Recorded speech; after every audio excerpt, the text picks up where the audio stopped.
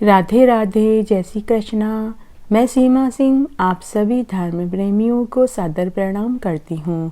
आज मैं आपको कार्तिक मास में सुनी जाने वाली गाय, तुलसी और धर्मराज जी की कहानी सुनाने जा रही हूँ। सभी कहानियों के साथ में गाय, तुलसी और धर्मराज जी की कहानी जरूर सुननी चाहिए। इससे कार्तिक मास के व्रत और स्नान का पूरा फल मिलता है। यह जरूरी नहीं है कि आप पूरे कार्तिक मास में व्रत करें। अगर आपने कार्तिक स्नान किया है, कार्तिक मास के महात्म्य सुन रहे हैं, कहानियाँ सुन रहे हैं, तो साथ में गाय, तुलसी और धर्मराज जी की कहानी जरूर सुननी चाहिए। आइए अब हम एक पुण्य फल देने वाली कहानी को सुनते हैं। एक गांव में एक साहूकार दंपति अपने 7 बेटों व 1 बेटी के साथ रहते थे। वह परिवार बड़ा ही धार्मिक प्रवृत्ति का था। साहूकार दंपति सब तरह के व्रत, उपवास और दान पुण्य किया करते थे। पितरों के निमित्त श्राद्ध करते थे। वस्त्र, अन्न दान आए दिन वो करते ही रहते थे। उन्होंने गाय का दान भी किया था। साहूकार दंपति ने जोड़े से कार्तिक, बैसाख और माघ मास के स्नान और व्रत किए। सभी 24 एकादशियों का व्रत किया और साथ ही उद्यापन भी किया। पुरुषोत्तम मास में स्नान, व्रत और उद्यापन भी किया। उनका समय बड़ा ही हंसी खुशी से निकल रहा था। जब बच्चे बड़े हुए, विवाह लायक हुए, तो उन्होंने सभी का धूमधाम से विवाह कर दिया। विवाह के बाद उनका समय बहुत अच्छे से गुजरने लगा था। तब एक दिन साहूकारनी व साहूकार ने सोचा कि हमने परिवार की सभी जिम्मेदारियां पूरी कर ली है, क्यों ना 4 धाम की यात्रा भी कर ली जाए। तब उन्होंने अपने घर की जिम्मेदारी अपने 7 बेटा बहुओं को संभलाई और वे 4 धाम की यात्रा करने के लिए चले गए। जब 4 धाम की यात्रा करके वे वापस घर आए तो उन्होंने पूरे गांव को, सगे संबंधियों को, नाते रिश्तेदारों को भोजन करवाया। साथ ही 11 पंडितों को भोजन कराया। खूब दान दक्षिणा दी। परिवार वालों को खूब लेन देन भी किया। सभी परिवार वाले खुशी खुशी विदा होकर चले गए। फिर समय बीतने लगा। फिर एक दिन साहूकारनी ने साहूकार से कहा कि स्वामी, मुझे आपसे कुछ बात करनी है। साहूकार बोला, भगवान क्या बात है, बताओ मुझे। तब साहूकारनी बोली कि स्वामी, पिछले कुछ दिनों से मुझे अजीब अजीब स्वप्न आ रहे हैं। लगता है कुछ गलत होने वाला है। मुझे कुछ गलत होने का आभास हो रहा है। पूरी उम्र में जो मैंने सीखा पढ़ा वो यही कहता है कि गलत होने वाला है। हे स्वामी, मैंने कुछ दिनों से स्वप्न में अपनी बेटी को पहाड़ पर चढ़े हुए जोर जोर से हंसते हुए देखा, तो कभी मैंने उसे शमशान में खुले बाल रोते हुए देखा। मेरा मन बहुत दुखी और उदास हो रहा है। मुझे कुछ गलत होने का आभास प्रतीत हो रहा है। कहीं जो मैं सोच रही हूँ वह सच न हो जाए। तब साहूकार बोला, भगवान, स्वप्न कभी सच नहीं होते। तुम बेकार दुखी हो रही हो। अगर तुम्हें ऐसा लगता है तो हम कुछ दिनों के लिए हमारी संतो को घर बुला लेते हैं। उनकी बेटी का नाम संतो था। तुम्हारा भी मन लग जाएगा। तब साहूकारनी बोली कि स्वामी, बेटियां तो ससुराल में ही अच्छी लगती है। उनका असली घर तो ससुराल ही है। अब उसके सास ससुर ही उसके माता पिता हैं। उसे उनकी ही सेवा करनी चाहिए। तब साहूकार बोला, ठीक है भगवान, लेकिन तुम क्या चाहती हो। तब साहूकारनी बोली कि स्वामी, समय का कोई भरोसा नहीं, कब बदल जाए। मैं चाहती हूँ कि आप अपनी जायदाद और माल मिल्कियत का सभी बच्चों में बराबर बंटवारा कर दो। जायदाद में से एक हिस्सा संतों को भी दे दो। तब साहूकार बोला, ठीक है भगवान, मैं कल ही वकील साहब को बुलाकर जायदाद का बंटवारा करवा देता हूँ। तब साहूकार ने जायदाद व माल मिल्कियत का बंटवारा कर दिया और उन्होंने अपने बेटा बहुओं से कहा कि जायदाद व माल मिल्कियत घर हवेली में से मैंने एक हिस्सा तुम्हारी बहन के नाम किया है। हमारे मरने के बाद एक हिस्सा अपनी बहन को दे देना। उस समय तो सभी बेटा बहुओं ने हामी भर ली। फिर समय बीतने लगा। तब एक दिन सुबह सुबह खबर आई कि संतो विधवा हो गई। साहूकार दंपति पर तो मानो दुखों का पहाड़ टूट पड़ा। 12 दिनों के बाद सास ससुर ने संतो को कलंकनी कहकर घर से निकाल दिया। संतो मायके में आकर अपने माता पिता और भाई भौजाइयों के साथ रहने लगी। जब तक माता पिता जिंदा रहे, भाई और भाभियों ने संतो का खूब ख्याल रखा, लेकिन उनके मरते ही वे सब बदल गए। सब अपना अपना हिस्सा लेकर अलग हो गए। संतो अपने हिस्से में रहने लगी। संतो बड़ी ही धार्मिक प्रवृत्ति की थी। वो बिल्कुल अपने माता पिता के ऊपर ही गई थी। संतो ने ये प्रण ले रखा था कि वो एक ब्राह्मण को भोजन कराने के बाद ही भोजन करेगी। संतो के आंगन में तुलसी का क्यारा था और गुआड़े में एक गाय थी। वो खूब सेवा पानी करती थी। तुलसा जी में जल सींचती, दिया बाती करती, गाय की सेवा पानी करती। कार्तिक, माघ मास और बैसाख में स्नान और व्रत किया करती थी।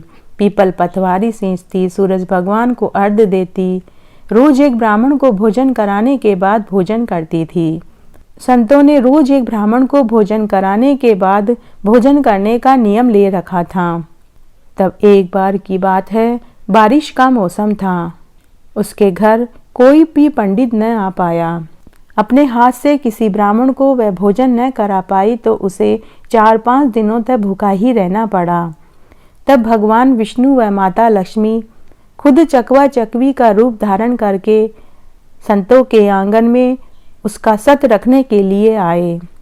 संतो यह देखकर बहुत खुश हुई। वह घर के अंदर गई और दाने लेकर आई और आंगन में बखेर दी। लेकिन चकवा चकवी ने दाने नहीं खाए। संतो उदास हो गई। तभी चकवा चकवी का वाचा फूटा और वे बोले, हम तो मानसरोवर के हंस हैं, हम तो केवल सच्चे मोती ही खाते हैं। संतो बड़ी ही समझदार थी। वो गांव के सुनार के पास गई और जमीन के कागज गिरवी रखकर सच्चे मोती लेकर आई और आंगन में लाकर बखेर दिए। चकवा चकवी मोती खाकर उड़ गए। 4-5 दिनों से भूखी संतो ने खाना बनाया और खाना खाया। जब वह झूठे बर्तन मांजने आंगन में आई तो उसे मोती के 2 दाने दिखाई पड़े। तब उसने एक मोती तुलसी क्यारे में और एक मोती गाय की ठाण में डाल दिया। सुबह जब वह सोकर उठी तो उसने देखा कि उसके तुलसी क्यारे में सच्चे मोती झिलमिला रहे थे। उसे बहुत खुशी हुई। थोड़ी देर बाद जब वह गाय का दूध दूहने गुआड़े में गई तो उसने देखा कि गाय के सींग सोने से और उसके खुर चांदी से सजे हुए थे। अब तो संतों की खुशी का ठिकाना न रहा। संतों ने सुनार से जितने सच्चे मोती उधार लेकर आई थी वह उससे कई दुगने वापस उन्हें देकर घर आ गई और अपने जमीन के कागज भी छुड़वा कर लेकर आ गई। 2-3 दिनों बाद जब उसके भाई और भौजाइयों को पता चला तो उनके मन में लालच आ गया। वे संतों के आंगन का तुलसी क्यारा उठाकर ले जाने लगे तो तुलसी क्यारा भारी हो गया। जब वे सच्चे मोती तोड़ने लगे तो वे कोयले में बदल जाते। फिर उन्होंने गाय को ले जाना चाहा, लेकिन गाय ने उन्हें सींगों से, लात और पूंछ से मारा। इस वजह से वे जल भुन गए। उन्होंने अपनी ही बहन की शिकायत राजा से कर दी। राजा ने अपनी सत्ता के बल पर तुलसी क्यारा और गाय ले जाना चाहा, लेकिन राजा के हाथ तुलसी क्यारे से चिपक गए। तब एक पंडित ने राजा से कहा कि हे महाराज, छोटा मुंह और बड़ी बात, आपको तुलसी क्यारा व गाय नहीं लेनी चाहिए थी। ये सब तो संतों के सत का प्रताप है। अगर आपको हाथ छुड़वाना है तो आपको संतों से माफ़ी मांगनी चाहिए। फिर राजा को अपनी गलती का एहसास हुआ। राजा ने संतों से अपनी गलती की क्षमा मांगी और खूब सारा धन दे दिया। समय बीतने लगा। तब एक दिन संतों बीमार पड़ गई। तब संतों ने अपनी गाय ब्राह्मण को दान कर दी। एक दिन उसकी तबीयत ज़्यादा खराब हो गई और काल उसके सामने आकर खड़ा हो गया और संतों की मृत्यु हो गई।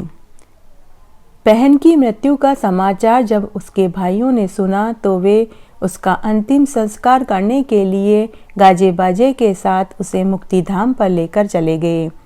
बहन बहुत ही पवित्र थी, आत्मा उसकी बहुत शुद्ध थी, इसलिए उसके द्वारा किए गए गायदान की वजह से क्षण मात्र में ही वह वैतरणी नदी पार कर गई। उसके द्वारा किए गए जूते दान से उसको जरा भी गर्मी सहन नहीं करनी पड़ी। उसके द्वारा किए गए वस्त्र दान से सरियों के ऊपर कपड़ा लिपटा हुआ उसे मिला तो उसे स्पर्श होने पर उसे बड़ा भी दुख नहीं उठाना पड़ा। वह रोज एक ब्राह्मण को भोजन कराने के बाद भोजन करती थी, इसलिए उसके द्वारा किए गए अन्नदान की वजह से उसे भूख का दुख भी नहीं उठाना पड़ा। यम मार्ग का रास्ता उसके लिए आसान हो गया। यम मार्ग का उसे कोई दुख नहीं उठाना पड़ा। उसकी आत्मा सभी विघ्न पार करके धर्मराज जी की चौखट पर पहुंच गई। तब यमदूतों ने धर्मराज जी से कहा कि हे धर्मराज जी, हम इसे लेकर आए हैं, आप देखकर आज्ञा देवें। तब धर्मराज जी ने चित्रगुप्त जी से कहा कि हे चित्रगुप्त जी, इसका लेखा जोखा पढ़कर सुनाइए।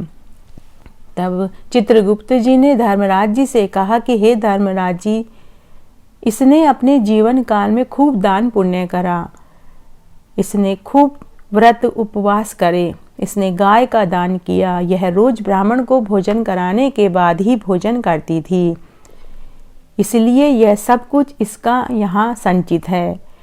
लेकिन धर्मराज जी, इसने आपके नाम का न तो कोई व्रत किया न ही दान पुण्य किया। तब धर्मराज जी ने संतों से कहा कि बहन, तुम बड़ी ही भागी हो, बड़ी ही भाग्यवान हो। तुमने अपने जीवन काल में खूब व्रत उपवास करे, खूब दान पुण्य करे, वो तुम्हारा यहाँ संचित है। लेकिन तुमने मेरे नाम का न तो व्रत किया न ही मेरे नाम से कोई दान पुण्य किया, इसलिए तुम्हें स्वर्ग का वास नहीं मिलेगा। तब संतों धर्मराज जी से पूछने लगी कि हे धर्मराज जी, मुझे आपके व्रत का ज्ञान ही नहीं था, इसलिए मैंने आपके नाम का न तो व्रत किया न ही दान पुण्य किया। हे धर्मराज जी, यह व्रत कब करते हैं और कैसे करते हैं और इसकी क्या विधि है, वह मुझे बताइए। तब धर्मराज जी ने कहा कि मेरा यह व्रत मकर संक्रांति के दिन से शुरू होता है। कुछ लोग 6 महीने तक करते हैं, कुछ साल भर तक करते हैं और कुछ लोग 11 या 21 दिन के लिए करते हैं, कुछ लोग सवा घड़ी के लिए करते हैं, कुछ लोग 7 दिन के लिए भी करते हैं। व्रत करते समय घी का दिया जलाते हैं, हाथ में चावल रखकर कथा कहानी सुनते हैं और बाद में व्रत का उद्यापन करते हैं। उद्यापन में एक बांस की टोकरी लेते हैं जिसमें 1.25 सेर ज्वार, 1.25 सेर मोती, 1.25 सेर वजन की चांदी की नाव, सिड्डी, कपड़े का टुकड़ा, एक जोड़ी कपड़े, सोने और चांदी की मेरी मूर्ति, ये सभी एक योग्य ब्राह्मण को देते हैं। अगर इतनी शक्ति न हो तो चांदी और सोने की जगह मेरी साधारण मूर्ति भी दान में दे सकता है। नैवेद्य में 1.25 सेर आटे की सूखड़ी बनाकर उसके 4 भाग करें। एक भाग छोटे बच्चे को, दूसरा भाग गाय के ग्वाले को, तीसरा भाग कुटुंब कबीले में बांटें और चौथा भाग स्वयं प्रसाद के रूप में ग्रहण करें। तब संतो बोली, हे धर्मराज जी, मैं आपका व्रत जरूर करूंगी और आपके नाम का उद्यापन भी करूंगी और दान भी करूंगी। हे धर्मराज जी, आप मुझे 7 दिन के लिए वापस धरती पर छोड़ दीजिए। उसी समय धर्मराज जी ने संतों की आत्मा को उसके शरीर में छोड़ दिया। उस समय उसके भाई शमशान में धार्मिक विधि से उसका अंतिम संस्कार की तैयारी कर रहे थे। जैसे ही उसके मृत शरीर में हलचल हुई, यह देखकर वहां खड़े सभी लोग डरकर भागने लगे। तब संतों ने अपने भाइयों से कहा कि डरो मत, मैं तुम्हारी बहन ही हूँ। मैं 7 दिन के लिए धरती पर वापस आई हूँ। मैं धर्मराज जी की कहानी सुनूंगी और उद्यापन करूंगी। तब उसके भाई उसे खुशी खुशी अपने घर ले जाने को तैयार हो गए, लेकिन संतों ने कहा कि मैं तो अपने ही मकान में जाकर रहूंगी। वह वापस अपने घर आई। घर आने के बाद उसने पंडितानी से धर्मराज जी की कहानी सुनी और व्रत किया। 7वें दिन उसने व्रत का उद्यापन किया। उद्यापन करने के बाद उसी रात्रि को 4 बजे उसकी मृत्यु हो गई। अब की बार उसे लेने के लिए स्वर्ग से विमान आया। उस समय घर में जगमगाते दिए जल गए, आंगन में कक्कू के पगले मंड गए और मोती के सतिया बन गए। सुबह जब उसके भाई भौजाई सोकर उठे तो उन्हें यह सब देखकर बड़ा आश्चर्य हुआ। इस प्रकार धर्मराज जी के व्रत के प्रताप से और दान पुण्य से संतों को स्वर्ग में वास मिला। हे धर्मराज जी, हे माता तुलसी, हे गाय माता, जैसा आपने उसकी सेवा का फल उसे दिया वैसा सबको देना। कहानी कहने वाले को, सुनने वाले को और हुक्कारा भरने वाले को। घटती हो तो पूरी हो तो परवान चढ़े, भूले बिसरे नाम तेरे भंडार में भरे। इस तरह कार्तिक मास की सभी कहानियों के साथ में इस कहानी को सुनने का बहुत पुण्य धर्म लगता है। इस तरह आज मैंने आपको तुलसी, गाय और धर्मराज जी की एक पौराणिक कहानी सुनाई। आशा करती हूँ यह आपको जरूर पसंद आएगी। मेरे साथ बने रहने के लिए आपका धन्यवाद। आगे की कथा कहानी के लिए भी आप इसी तरह मेरे साथ बने रहें। धन्यवाद।